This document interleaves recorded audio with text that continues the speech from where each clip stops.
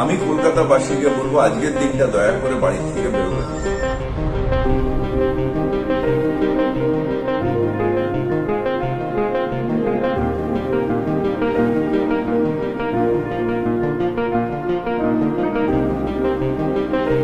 পুজোর দ্বিতীয়ার্ধে তুমুল বৃষ্টিতে ভাসল শহর কলকাতা। সোমবার রাত থেকে মঙ্গলবার সকাল পর্যন্ত ভারী বৃষ্টিতে কলকাতা সহ একাধিক এলাকা জলমগ্ন। একাধিক বাড়ির ভেতরে জল ঢুকেছে, কোথাও হাঁটু সমান তো কোথাও কোমর সমান জল।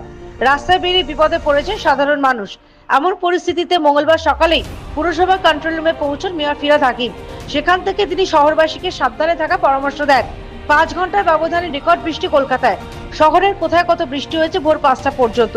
সব থেকে বেশি বৃষ্টি হয়েছে Kamdahari Garia 332 millimetre, Jodhpur park 285 millimetre, Kalighat 280.2 millimetre, Ballygunge 264 millimetre, Chetla 262 millimetre, Mominpur 234 millimetre, Chingrighata 237 millimetre, Palmer Bazar 217 millimetre, Dhapa 212 millimetre, CPT canal 209.4 millimetre, Ultadanga 207 millimetre, Kudghat 203.4 millimetre, Pagladanga Tangra 201 millimetre, কুলিয়া ট্যাংরা 196 মিলিমিটার, ঠনঠনিয়া 185 মিলিমিটার।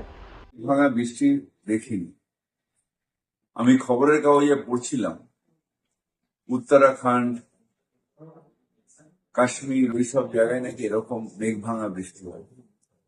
আজকে সেটা কলকাতায় দেখলাম যে 5-6 ঘন্টায় 300 মিলিমিটার বা তার বেশি বৃষ্টি।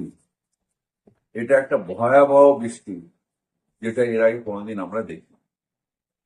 এই বৃষ্টির ফলে হয়েছে সমুদ্র উত্থাল, নদীতে টগমগ জল যাচ্ছে না, নদীর ফলে আমাদের যে ক্যানেল সেগুলো সব ভরে রয়েছে।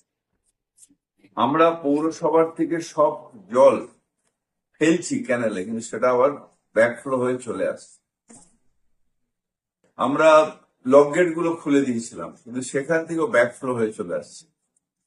1:30টার সময় একটা বড় বান আসার কথা আছে, সেই বানটা চলে গেলে হয়তো সন্ধ্যের দিকে আস্তে আস্তে আমরা জলটা ফেলতে পারবো, যেটা নদী নিতে পারবে। আলটিমেটলি আমরা যেখানেই জল ফেলি, কলকাতার জলটা পড়বে গিয়ে খালগুলোর থেকে যাবে নদীতে, নদীর থেকে যাবে সমুদ্রে। এই সবটাই ভরে রয়েছে, টুম্বুর হয়ে রয়েছে। আমি কলকাতাবাসীকে বলবো আজকের দিনটা দয়া করে বাড়ি থেকে বেরোবেন। Bureau report, the United India news.